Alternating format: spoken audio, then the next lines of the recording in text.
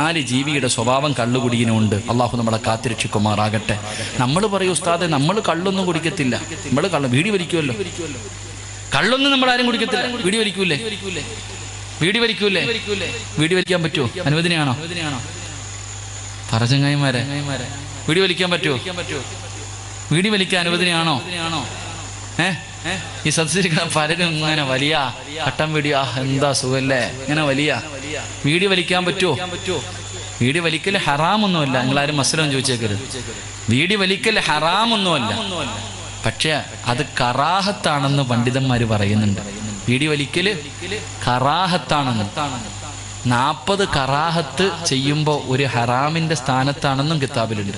ഞാൻ നിങ്ങളെ വിഷയം ഉണ്ടാക്കാൻ പറഞ്ഞല്ല, പഠിക്കണം, എപ്പോഴും വലിക്കണം. ആപ്പാമാര് കേട്ടോ, വീടി വലിക്കൽ കറാഹത്താ, അതല്ലെങ്കിൽ നല്ലതല്ല എന്ന് മഹാന്മാര് പറയുന്നുണ്ട്. പക്ഷെ നീ 50 പ്രാവശ്യം 100 പ്രാവശ്യം വലിക്കുമ്പോൾ അതൊരു ഹറാമിന്റെ സ്ഥാനത്താ. നീ രക്ഷപ്പെടുമോ എന്ന് ചിന്തിക്കുന്നത് നല്ലതാ. അള്ളാഹു ഈമാൻ തരുമാറാകട്ടെ.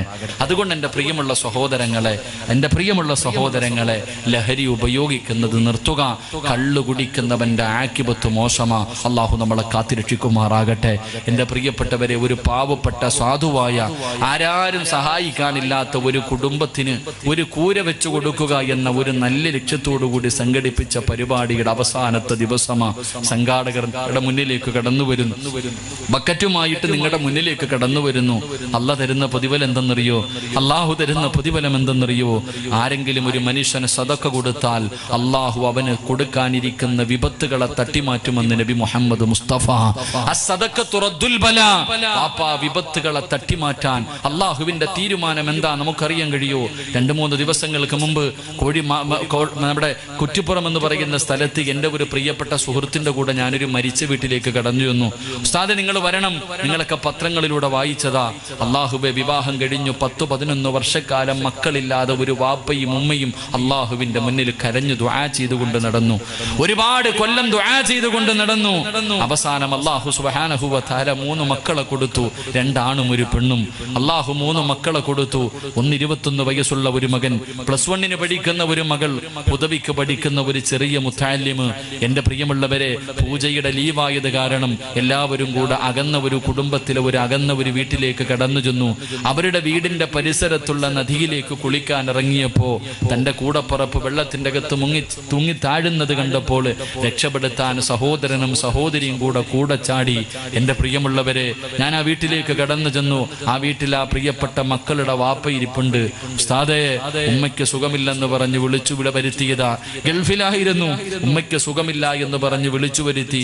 നാട്ടിലേക്ക് വന്നപ്പോൾ വീട്ടിൽ ആൾക്കാർ കൂടി നിൽക്കുന്നത് കണ്ടപ്പോൾ ആ സാധു വിചാരിച്ചു എൻ്റെ ഉമ്മ മരിച്ചുപോയെന്ന്. ഉമ്മ എന്ന് പറഞ്ഞുകൊണ്ട് വീടിന്റെ അകത്തേക്ക് ഓടി ചെല്ലുമ്പോ ഉമ്മ വീടിന്റെ അകത്തിരിപ്പുണ്ട്. മകനെ കെട്ടിപ്പിടിച്ചിട്ട് പറഞ്ഞു, മോനെ, അള്ളാഹു നിനക്ക് തന്ന 3 എണ്ണവും പോയി മോനെ. എൻ്റെ പ്രിയമുള്ള സഹോദരങ്ങളെ, ഒരുപാട് കാലം പടച്ച റബ്ബിന്റെ മുന്നിൽ പൊട്ടിക്കരഞ്ഞു ദുആ ചെയ്തിട്ട് അള്ളാഹു കൊടുത്ത 3 മക്കളും ഒറ്റയടിക്കങ്ങ് പോയപ്പോ 3 മക്കളുടെ മയ്യത്ത് കണ്ടിട്ട് ആ പിതാവ് ചിരിക്കുകയാ ചെയ്തത്, കരയല്ല. ബോധം നഷ്ടപ്പെട്ടു പോയി. തന്റെ അള്ളാഹു കൊടുത്ത 3 മക്കളും മരിച്ചു കിടക്കണ കണ്ടപ്പോ ആ സാധു ഇങ്ങനെ ചിരിക്കുക. എല്ലാവരും അത്ഭുതപ്പെട്ടു പോയി. അവസാനം ആ പിതാവിനെ ഞാനൊന്ന് സമാധാനിപ്പിക്കാൻ ഞാൻ പറഞ്ഞു, ഉപ്പാ, നിങ്ങൾ 3 ശുഹദാക്കളുടെ വാപ്പയാ. അള്ളാഹു 3 ശുഹദാക്കളെ വളർത്താൻ നിങ്ങൾക്ക് ഭാഗ്യം നൽകിയല്ലോ. നിങ്ങൾക്ക് നാളെ സ്വർഗമുണ്ടെന്ന് പറയുമ്പോ ആ പിതാവ് എന്നോട് ചോദിച്ചു, ഉസ്താദേ, മരിക്കണ കാലം വരെ ഇനി ഞങ്ങൾ ജീവിക്കണ്ടേ? ഞാനിവന്റെ ഭാര്യയും ഈ വീടിന്റെ അകത്തിന് മരിക്കുന്ന കാലം വരെ ജീവിക്കണ്ടേ? അള്ളാഹു ആ കുടുംബത്തിന് ക്ഷമ നൽകി അനുഗ്രഹിക്കുമാറാകട്ടെ. അപ്പൊ ഒന്ന് നമസ്കാരത്തിൽ അലസത കാണിക്കുന്നവന്റെ ആക്കിബത്ത് മോശമാണ്. 2 ബാങ്ക് വിളിക്കുന്ന സമയത്ത് സംസാരിക്കുന്നവൻ. 3 ജീവിതത്തിൽ കള്ളുകുടിക്കുന്നവൻ. കള്ളുകുടിച്ചിട്ട് തൗബ ചെയ്യാത്തവന്റെ ആക്കിബത്ത് മോശമാണെന്ന് നബി മുഹമ്മദ് മുസ്തഫ സല്ലല്ലാഹു അലൈഹി വസല്ലമ തങ്ങൾ പറയുമ്പോൾ ഒരെണ്ണം കൂടെ പറഞ്ഞിട്ട് നമുക്ക് ദുആ ചെയ്താം വിശദീകരിക്കുന്നില്ല. ഒരെണ്ണം കൂടെ പറഞ്ഞിട്ട് ദുആ ചെയ്യാ. നാലാമത്തെ വിഭാഗം ആരെന്നറിയോ? മരണസമയത്തിൽ ലാ ഇലാഹ ഇല്ലല്ലാഹ് പറയാൻ കഴിയാത്ത ഈ വഅദിന്റെ സദസ്സിലിരിപ്പുണ്ട്. പടച്ചവരെ ഒരു ഉമ്മ ഫോൺ വിളിച്ചിട്ട് പറഞ്ഞു, സിറാജ് ഉസ്താദേ, എന്റെ പൊന്നുമോന് വേണ്ടി ഒന്ന് ദുആ ചെയ്യണേ, എന്റെ പൊന്നുമോനൊന്ന് നന്നാകാൻ ദുആ ചെയ്യണേ. അവൻ എന്നെ തല്ലുന്ന ഉസ്താദ്, എന്നെ വേദനിപ്പിക്കുന്ന ഉസ്താദ്, ഇന്ന് ദുആ ചെയ്യണേ എന്ന് പറഞ്ഞ ഉമ്മയും മറക്കപ്പുറം ഇരിപ്പുണ്ട്. അല്ലാഹുവിന്റെ റസൂല് പറയുകയാ, മരണസമയത്ത് ആഖിബത്തിന്റെ സമയത്ത് ലാ ഇലാഹ ഇല്ലല്ലാഹ് പറയാ നാവ് പൊങ്ങാത്ത നാലാമത്തെ വിഭാഗം തന്റെ മാതാപിതാക്കളെ വേദനിപ്പിക്കുന്ന മക്കളാ, തന്റെ മാതാപിതാക്കളെ ഉപദ്രവിക്കുന്ന മക്കളാണെന്ന് നബി മുഹമ്മദ് മുസ്തഫ സല്ലല്ലാഹു അലൈഹി വസല്ലമ തങ്ങൾ പറയുമ്പോ, എത്ര കൊലകൊമ്പനാകട്ടെ, ഹാജിയാരാകട്ടെ, ഉംറ ചെയ്തവനാകട്ടെ, ആലിമാകട്ടെ, ഹാഫിളാകട്ടെ, നിസ്കാരത്തഴമ്പുള്ളവനാകട്ടെ, എത്ര വലിയ കൊലകൊമ്പനാണെങ്കിലും ഉമ്മാന്റെ മനസ്സ് വേദനിപ്പിച്ച, വാപ്പയുടെ മനസ്സ് വേദനിപ്പിച്ച, നീ രക്ഷപ്പെടൂലടാ ചെറുപ്പക്കാരോ, നീ രക്ഷപ്പെടൂല പൊന്നുമോന്. കാരണം അല്ലാഹുവിന്റെ പ്രവാചകനാണ് പറഞ്ഞത്, ലോകത്തിന്റെ നേതാവ് പറയുകയാ, 3 പാപങ്ങൾ ചെയ്താൽ മരിക്കുന്നതിന് മുമ്പ് ഈ ദുനിയാവിൽ വെച്ച് തന്നെ അല്ലാഹു ശിക്ഷ കൊടുക്കുമെന്ന് നബി മുഹമ്മദ് മുസ്തഫ സല്ലല്ലാഹു അലൈഹി വസല്ലമ തങ്ങൾ പറയുകയാ, ഈ ദുനിയാവിൽ വെച്ച് തന്നെ ശിക്ഷ കിട്ടുന്ന 3 പാപമുണ്ട്. ആ 3 പാപത്തിൽ ഒരു പാപം ഏതെന്നറിയോ? തന്റെ മാതാപിതാക്കളെ വേദനിപ്പിക്കുന്നവന് ഈ ദുനിയാവിൽ വെച്ച് തന്നെ റബ്ബ് ശിക്ഷ കൊടുക്കുമെന്ന് നബി മുഹമ്മദ് മുസ്തഫ. എത്രയോ ചരിത്രമറിയാ ചെറുപ്പക്കാരോ, എത്രയോ ചരിത്രമറിയാമോര്. അല്ലാഹുവിന്റെ പ്രവാചകന്റെ സ്വഹാബിയാണ് അൽഖമ റളിയല്ലാഹു തആല അൻഹു.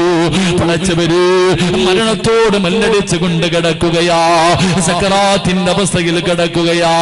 സഹാബികൾ അടുത്ത് നിന്നിട്ട് പറഞ്ഞു കൊടുത്തു, ലാ ഇലാഹ ഇല്ലല്ലാഹ്.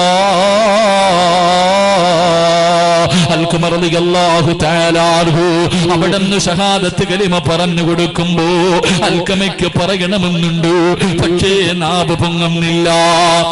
അവിടത്തെ നാവ് പൊക്കിയിട്ട് പറയാൻ കഴിയുന്നില്ല. സഹാബികൾ വരുന്നു, നബിയേ യാ റസൂലല്ലാഹ്,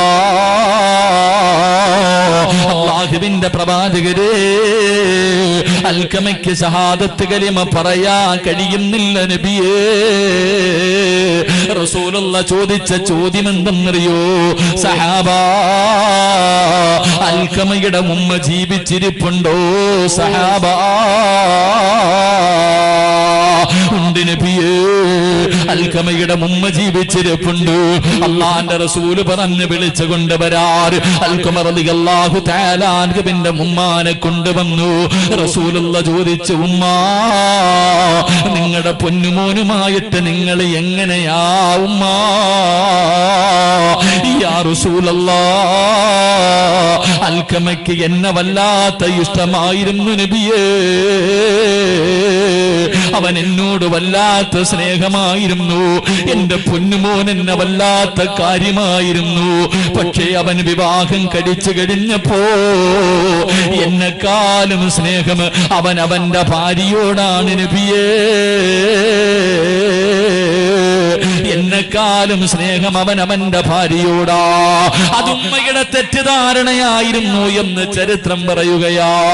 അൽഖമയ്ക്ക് ഉമ്മാനെ വല്ലാത്ത ഇഷ്ടമായിരുന്നു. പക്ഷേ ഉമ്മ വിചാരിക്കുന്നത് മകൻ എന്നെക്കാളും സ്നേഹം അവന്റെ ഭാര്യയോടാണ്. ഉമ്മയുടെ മനസ്സ് വേദനിച്ചു, ഒരിക്കൽ ഉമ്മാന്റെ മനസ്സ് വേദനിച്ചു. അല്ലാ, അതുകൊണ്ടാണ് മരണസമയത്തിൽ ലാ ഇലാഹ ഇല്ലല്ലാഹ് പറയാൻ കഴിയാത്തത്. റസൂലുള്ള പറയുന്നു, ഉമ്മ നിങ്ങളൊന്ന് പൊരുത്തപ്പെട്ടു കൊടുക്കൂ. അൽഖമ ഉമ്മയ്ക്ക് നിങ്ങളൊന്ന് പൊരുത്തപ്പെട്ടു കൊടുക്കുവോ? അവന് ലാ ഇലാഹ ഇല്ലല്ലാഹ് പറയാൻ കഴിയുന്നില്ല ഉമ്മ. ഉമ്മ പറഞ്ഞു, ഇല്ല നബിയേ, ഞാനവന് പൊരുത്തപ്പെട്ടു കൊടുക്കൂല നബിയേ, ഞാനവന് പൊരുത്തപ്പെട്ടു കൊടുക്കൂല. ഞാനവൻ വല്ലാതെ സ്നേഹിച്ചതാ. അല്ലാഹുവേ, ഉമ്മ പൊരുത്തം കൊടുക്കില്ല എന്ന് പറയുമ്പോ അള്ളാന്റെ റസൂല് പറഞ്ഞു, സഹാബ കത്തിച്ച് കള സഹാബ. ഉമ്മയുടെ പൊരുത്തമില്ലാത്ത അൽക്കമയെ കത്തിച്ച് കള സഹാബ. ഉമ്മ പറയുന്നു, വേണ്ട നബിയേ, എന്റെ പൊന്നുമോനെ കത്തിക്കല്ലേ നബിയേ, അവനെത്ര ദ്രോഹം ചെയ്താലും എന്റെ മകനല്ലേ, ഞാനവന് പൊരുത്തപ്പെട്ടു കൊടുത്തിരിക്കുന്നു യാ റസൂലല്ലാഹ്. പറഞ്ഞു തീരേണ്ട താമസം ഉമ്മ പൊരുത്തം കൊടുത്ത് കഴിയുമ്പോ അൽക്കമ വിളിച്ചു പറയുന്നു, ലാ ഇലാഹ ഇല്ലല്ലാഹ് എന്ന് പറഞ്ഞുകൊണ്ട് ലോകത്തോട് യാത്ര പറയുമ്പോ എന്റെ പ്രിയമുള്ള സഹോദരാ, മാതാപിതാക്കളുടെ മനസ്സ് വേദനിപ്പിക്കുന്നവന്റെ ആഖിബത്ത് മോശമാണെന്ന് നബി മുഹമ്മദ് മുസ്തഫ സല്ലല്ലാഹു അലൈഹി വസല്ലം. അല്ലാഹു നമുക്ക് ഈമാൻ തരുമാറാകട്ടെ. അൽഖമ റളിയല്ലാഹു തആല അൻഹു പ്രവാചകന്റെ സഹാബിയ. ഉമ്മാനെ തല്ലിയില്ല, ചീത്ത വിളിച്ചില്ല, വൃദ്ധസദനത്തിൽ കൊണ്ടെറിഞ്ഞില്ല, പട്ടിണി കിട്ടില്ല, കണ്ണുനീര് കുടിപ്പിച്ചില്ല. ഉമ്മാനെക്കാളും സ്നേഹം ഭാര്യയോടാണെന്ന് ഉമ്മയ്ക്കൊരു തോന്നലുണ്ടായി, മനസ്സൊന്ന് വേദനിച്ചു. ആ സ്വഹാബിക്കും മരണസമയം ലാ ഇലാഹ ഇല്ലല്ലാഹ് പറയാൻ കഴിഞ്ഞില്ല. അവസാനം ഉമ്മ പൊരുത്തം കൊടുത്തപ്പോഴേ ആ പറയാൻ കഴിഞ്ഞത് എന്ന് ചരിത്രം പഠിപ്പിക്കുന്നു. അല്ലാഹു നമുക്ക് ഈമാൻ തരുമാറാകട്ടെ. അല്ലാഹു നമുക്ക് ഈമാൻ തരുമാറാകട്ടെ. എല്ലാവരും എഴുന്നേറ്റ് ബിസ്മില്ലാ ദുആ ചെയ്യാം. വാ, ഇങ്ങോട്ട് അടുത്തേക്കോ എല്ലാവരും, ഇൻഷാ അല്ലാഹ് അടുത്തേക്ക് വാ. എല്ലാവരും എനിക്കൊന്ന് കാണണം ഇൻഷാ അല്ലാഹ്. വാ, അൽഹംദുലില്ലാഹ്, സ്വലാത്തു സ്വല്ലല്ലാഹു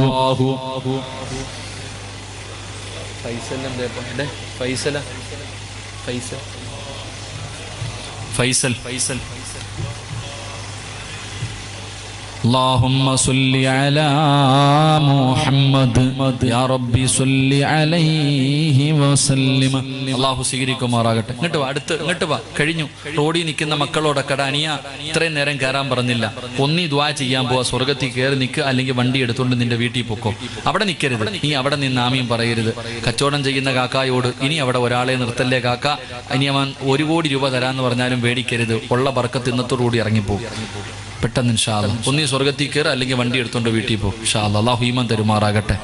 കാരണം 40 പേര് കൂടുന്ന സദസ്സിൽ അല്ലാഹു ഇഷ്ടപ്പെട്ട ഒരാളുണ്ടാവുന്ന, ഇപ്പൊ 40 അല്ല 400 പേരുണ്ടല്ലോ, 400 പേരുണ്ടല്ലോ. ഇങ്ങനെ ഒരു സദസ്സിനകത്ത് കയറി നിന്ന് ആമീൻ പറയാത്തവൻ വെളിയിൽ നിന്ന് പറഞ്ഞിട്ട് കാര്യമുണ്ടോ? നിങ്ങൾ പറ മനുഷ്യന്മാരെ, പുറത്തുനിന്ന് പറഞ്ഞിട്ട് കാര്യമുണ്ടോ? ഒരു കാര്യമില്ല. ഓ ആമീൻ പറയണ കാര്യം നല്ലത്, വീട്ടിൽ പോകും, അവൻ്റെ ഭാര്യ മക്കളും കാത്തിരിപ്പുണ്ട്. ഓ അല്ലാഹു ഈമാൻ തരുമാറാകട്ടെ. റസൂലുള്ളാഹി തങ്ങൾ പറഞ്ഞു, മാതാപിതാക്കളുടെ മനസ്സ് വേദനിപ്പിക്കുന്ന മക്കൾക്ക് ഈ ദുനിയാവിൽ വെച്ച് തന്നെ അല്ലാഹു ശിക്ഷ കൊടുക്കുമെന്ന് നബി മുഹമ്മദ് മുസ്തഫ. ഒന്നാമത്തെ ശിക്ഷ അവന്റെ ആക്കിബത്ത് അല്ലാഹു മോശമാക്കി കളയും. അവന് ലാ ഇലാഹ ഇല്ലല്ലാഹ് പറഞ്ഞിട്ട് മരിക്കാൻ കിട്ടൂല. അവൻ അല്ലാഹു നല്ല മരണം കൊടുക്കൂല. അല്ലാഹു നമ്മളെ കാത്തിരക്ഷിക്കുമാറാകട്ടെ. 2 ഞാൻ നിർത്തുകയാ. രണ്ടാമത്തെ ശിക്ഷ എന്തെന്നറിയോ? എടാ, ഒരുപാട് കാലം നീ ഈ നാട്ടിൽ നടക്കൂല. ഉമ്മാനെയും മാപ്പാനെയും തല്ലിയവന്റെ കഥയൊന്നും ഞാൻ പറയില്ല. ഉമ്മാനെ ചീത്ത പിടിച്ച മക്കളെ, ഉമ്മാന്റെ മനസ്സ് വേദനിപ്പിച്ച മക്കളെ, ഒരുപാട് കാലം നിന്റെ ഭാര്യയുടെയും മക്കളുടെയും കൂടെ നിനക്ക് നടക്കാൻ ആയുസ് അല്ലാഹു തരില്ല. നിന്നെ പെട്ടെന്ന് കൊണ്ടുപോകുമെന്ന് നബി മുഹമ്മദ് മുസ്തഫ. മാതാപിതാക്കളെ വേദനിപ്പിച്ചവന്മാരെ മുഴുവനും അല്ലാഹു നേരത്തെ അങ്ങ് കൊണ്ടുപോകും എന്ന് പറഞ്ഞ നിന്റെ ആയുസ് അല്ലാഹു വെട്ടിച്ചുരുക്കും. അല്ലാഹു കാത്തിരക്ഷിക്കുമാറാകട്ടെ. അല്ലാഹു നമുക്കൊക്കെ ഈമാൻ തരുമാറാകട്ടെ.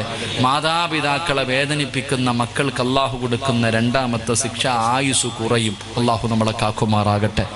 3 വാപ്പാനെ തല്ലാൻ കൈവക്കിയവന്മാരും ഉമ്മാനെ ചീത്ത വിളിച്ചവരും വൃദ്ധസദനത്തിലേക്ക് കൊണ്ടിട്ടവനും ഞാൻ മാത്രമല്ലല്ലോ മോൻ, വേറെയും പറ്റിട്ടുണ്ടല്ലോ, അവിടെ പോയി കിടക്കുന്ന ഉമ്മാനോട് പറഞ്ഞവന്മാരൊക്കെ കേട്ടോ, അള്ളാഹു നിനക്ക് തരുന്ന മൂന്നാമത്തെ ശിക്ഷ അല്ലേ.